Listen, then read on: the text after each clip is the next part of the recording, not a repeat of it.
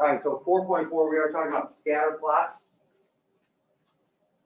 So if we take a look at a definition of scatter plot, because we got to know what it is we're talking about.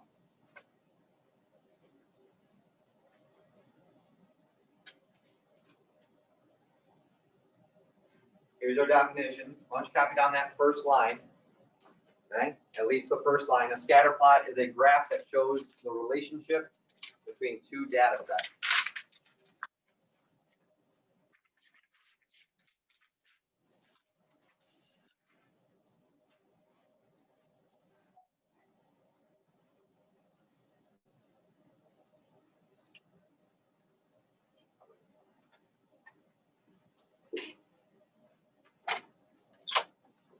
What am I thinking?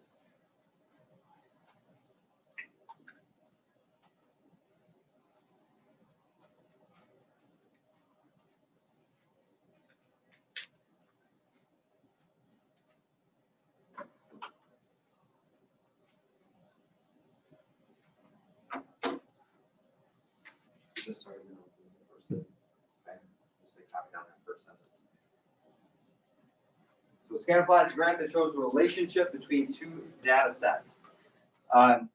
So this would be two data sets where each point represents the relationship between the two.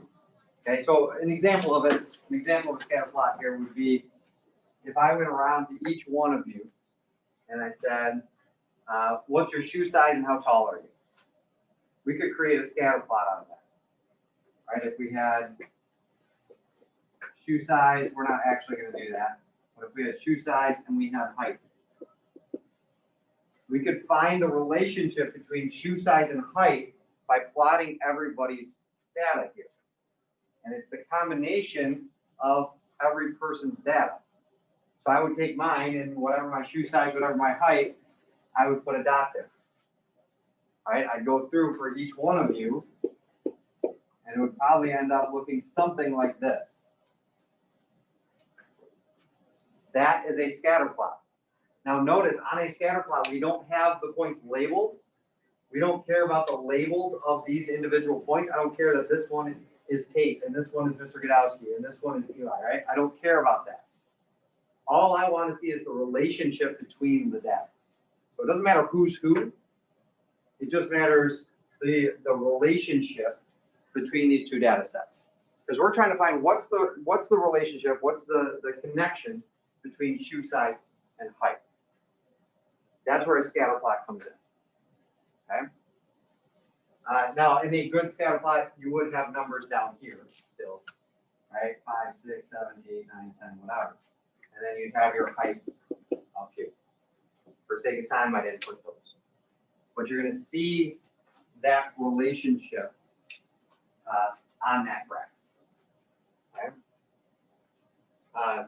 And you can see the last sentence up there is an important one. We're going to talk a bunch about that today. Scatter plots can show trends in the data. I told you before that people in the real world use linear equations. They also use scatter plots. They use these to show the relationship between things. Right? How often somebody does something and how many books they're going to buy that year, right? Just whatever the data is, whatever type of field people are in, they're going to find data, they're going to put it on a graph, they're going to look at it, they're going to analyze it. Okay. Let's look at an example of a scatter plot here. A better example than the one I just came up with, because it's got actual numbers on it. All right, we're going to have a good graph, whatever type of graph that is. We got to have numbers, we got to have labels, we got to have a title. Right? All of that stuff that we know makes up a good graph. We got to have it. So here's our example.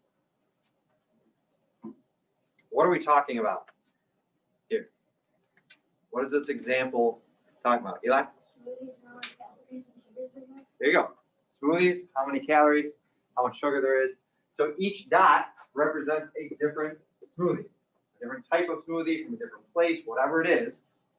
Each dot represents a different one. Justin? Why is the bottom Right there? Yeah, that's a good question. That's called a break in the graph, because technically if you're going to graph something, it's got to start at 0, 0. Okay? It's got to start at 0, 0. Otherwise, it's what we call misleading. And we'll talk about that later in the year. But this little symbol says, yep, I started at 0, but there's such a large break between here and 46 that I'm not going to write out all those numbers. I'm going to say, all right, I broke the graph. I'm going to move up to where the data is. Because if I didn't do that, if I started at 0, 0, and I didn't have dots up until 250, right? And I didn't have dots until 51 or whatever, all my data would be over here. And nobody wants to look at a graph with all this empty space, right? So that's why they break that graph. That's a great question. Okay, so getting back to it. Each one of these dots is a smoothie. We don't know which is which. We don't know if this is strawberry banana or this is chocolate or whatever. But we know this is the relationship that it holds. So we can ask questions just about this, right? We can look at this and say, if a smoothie has 56 grams of sugar, how many calories is that smoothie going to have? So we have 56 grams of sugar. How many calories? 270. Right? 56 would be here between 54 and 58. We go up, we find that point. We go over, we find that number. So some of the questions, a bunch of the questions that you're going to see on the homework are, here's a scatter plot. Here's half of the ordered pair. What's the other half? So if our y value is 320, we find that point, we go down, we see it's 70. So then we would fill in the 70. So it's just recognizing what those ordered pairs are actually representing here. Okay? Any questions on that so far? What a scatter plot does for us. Okay. So we have different types of trends that we see. And we said that's part of this, is the scatter plot shows us a trend in the data. When we talk about trend, we're talking about what happens when one increases. If I increase the amount of sugar in a smoothie, what's going to happen according to this? Yeah, there's going to be more calories. Calories go up, right? If the sugar goes up, the calorie goes up. If the sugar goes down, what happens to calories? They go down, right? That is a relationship. That's a trend. That's what we're talking about here, is being able to see that, being able to recognize it. There are going to be 3 different types of trends that we're going to look at in terms of our scatter plots. Okay, 3 different types. The first one is the kind that we just looked at.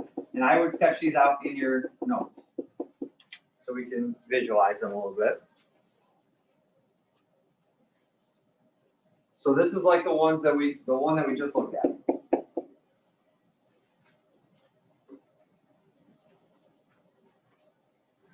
And we said if one is going up, the other is going up. This is what we call a positive correlation.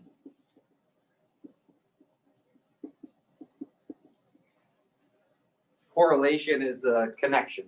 It's a relationship. So it's a positive correlation here. And a positive correlation, like we said, if one goes up, the other goes up. So if one of your labels increases, one of your variables increases, the other is going to increase. More sugar, more calories. That's a positive correlation.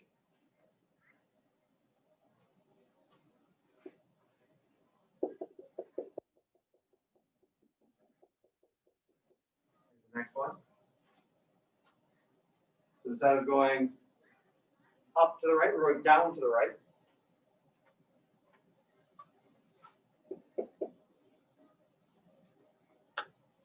What type of correlation do you think this would be considered? Levi?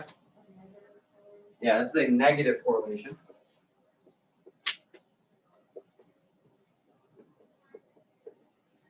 A negative correlation. Hey guys, this goes straight back to slope, doesn't it?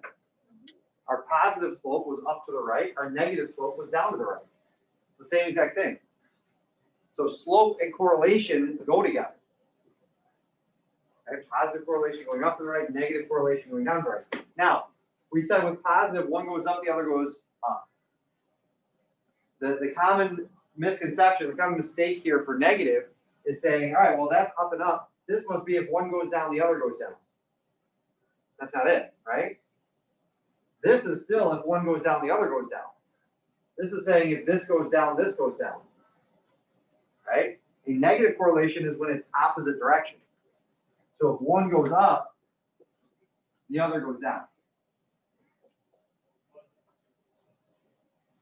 One goes up, the other goes down. All right, if you look at your x and your y values. As the x increases, as we go this way, our y is going to decrease. Right? X increases, y decreases. That's a negative correlation. Good. And then our third one, which is the most fun one to draw.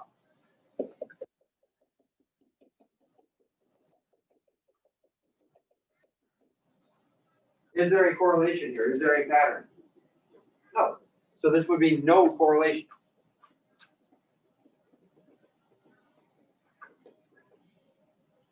That would be no correlation, where there is no relationship. There's no trend.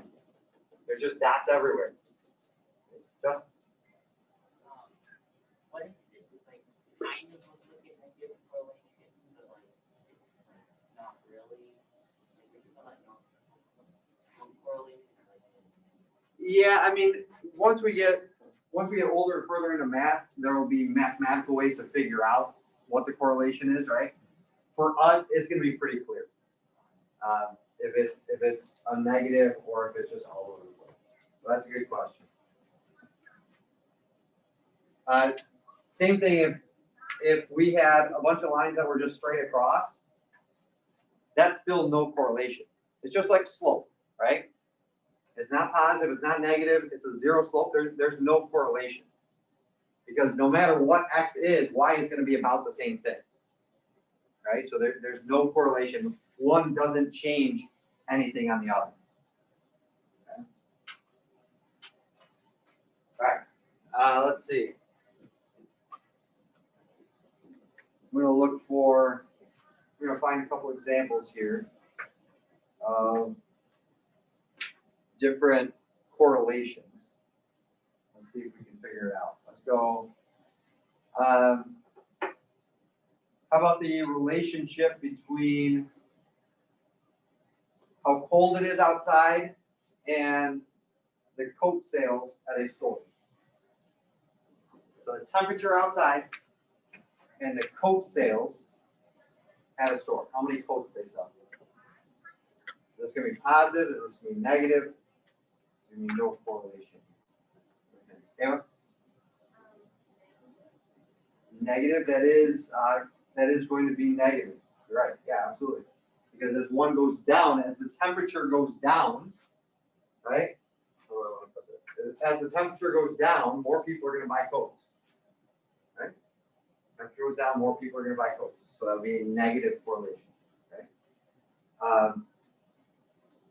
There we go. This is the one I want. Let's see. The number, and we're talking in general here. Okay. The number of members in a family and the size of the family's grocery bill. That's going to be positive, right? In general, more people you have in your family, the more you're going to pay for groceries. You're eating more food, right? Now, the thing about a scatter plot is it's okay to have a data point that's here, right? That's way off from everything else. That's okay. It's not going to change anything. The majority of our data is still a positive correlation. Just because you have this family of one guy who likes to eat a lot, right, is not going to throw off everything, okay? So we just look at the majority of the data, not the outliers, not the stuff that's way out. Okay? How about the temperature in Houston and the number of cars sold in Boston? Temperature in Houston and number of cars sold in Boston. James? No correlation. Yeah, there's no correlation, right? One has nothing to do with the other. it doesn't matter what the temperature is there and how many carbs. So we're just looking at what is the relationship between. Let's do one more. How about the number of times I sharpen a pencil and the length of the pencil?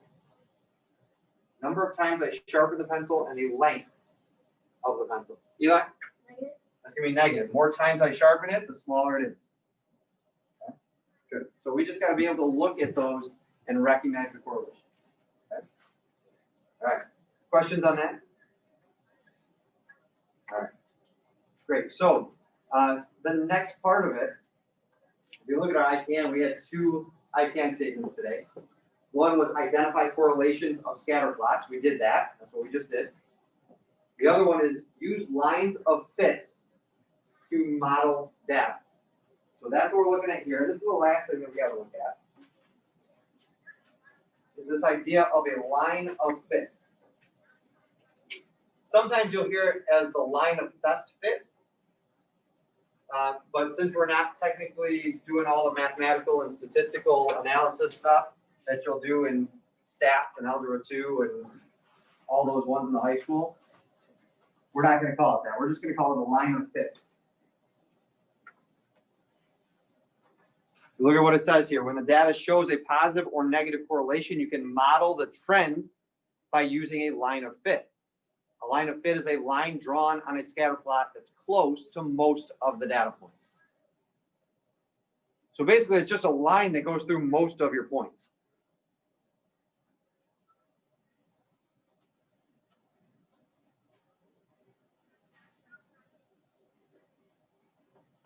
So if I create that positive again, because I erased most of it. If I have that positive correlation, right, that positive correlation, and I want to draw in a line of fit, I'm just going to draw a line that goes through most of the data, right? It kind of follows the trend of the data. This would be considered a line of fit, right? It's not going to be up here because now it's above all the data. That's not good. We don't want it above or below. We don't want it above half and below half like this. We want it to follow the slope of that, right? We want it to follow that data. So my line of fit would be something like that, where it goes through the majority of the data.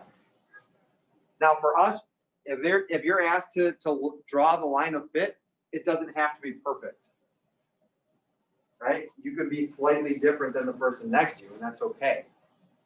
Because this is just, in general, kind of where are we at with it. Okay, Justin?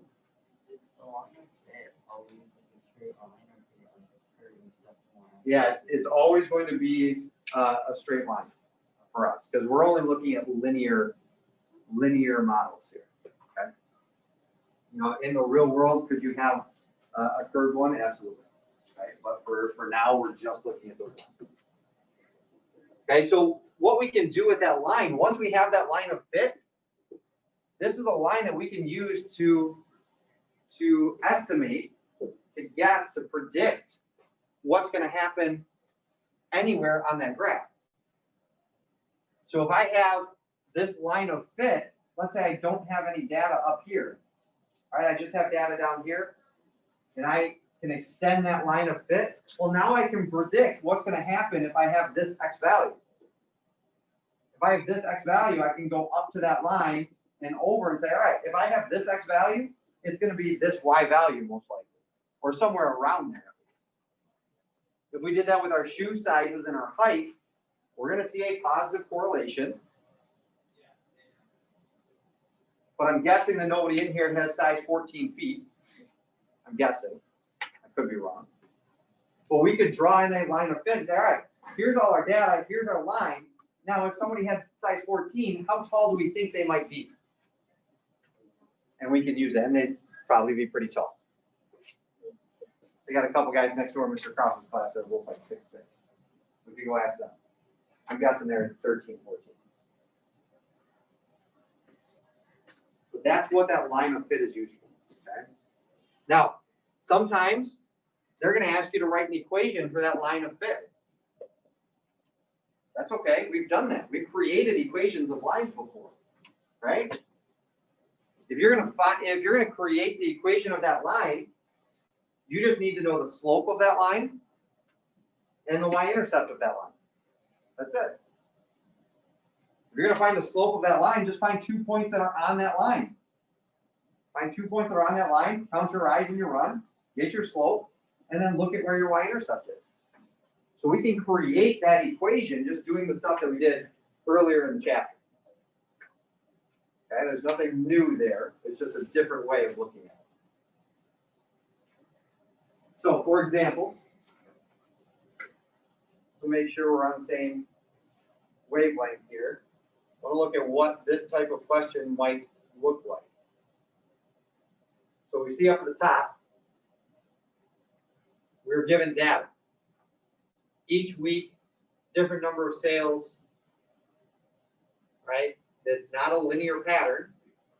It's not a linear equation right now because the sales go down by 4 and then 2 and then 2 and then 1 and then 2 and then, right? It's not consistent. It's not a constant rate of change. But once we make that scatter plot,